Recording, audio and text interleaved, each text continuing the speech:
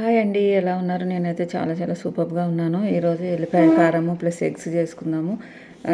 చూసేయండి వచ్చేసి మనము ప్యాన్ పెట్టుకొని స్టవ్ మీద ఆయిల్ పోసుకోవాలి. ఆయిల్ పోసుకొని మనం ఎగ్స్ ఆల్రెడీ బాయిల్ చేసి కాట్లు పెట్టి పక్కన పెట్టుకున్నాం కదా, ఆ ఎగ్స్ వేయాలి. పసుపు వేసి ఆ ఎగ్స్ వేసి మంచిగా వేయించుకోవాలి. అన్ని ఎగ్స్ వేయించేసి పక్కకు పెట్టుకొని అదే ప్యాన్లో మనము ఆయిల్ కొంచెము ఎక్కువ పడుతుంది దీనికి. అదే ప్యాన్లో మనం ఎల్లిగడ్డలు ఒక త్రీ ఎల్లిగడ్డలు కొంచెం పెద్ద పెద్ద సైజే తీసుకొని మిక్సీలో కచ్చాపచ్చ చేసేసి దాన్ని ఆయిల్లో వేసి వేయించేసాను. వేయించిన తర్వాత పసుపు, కారము, ఉప్పు వేసుకోవాలి.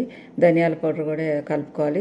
దీని పేరే ఎల్లిపాయ కారం కాబట్టి కొంచెం ఎక్కువ కారం పడుతుంది. కారం ఎక్కువ వేసుకోవాలి. మంచిగా ఫ్రై చేసుకోవాలి. ఫ్రై చేసిన తర్వాత కొంచెం ఆయిల్ అయితే ఎక్కువ పడుతుంది. ఆయిల్ తక్కువ అనిపించింది నాకు. ఇంకొంచెం ఆయిల్ కలిపా.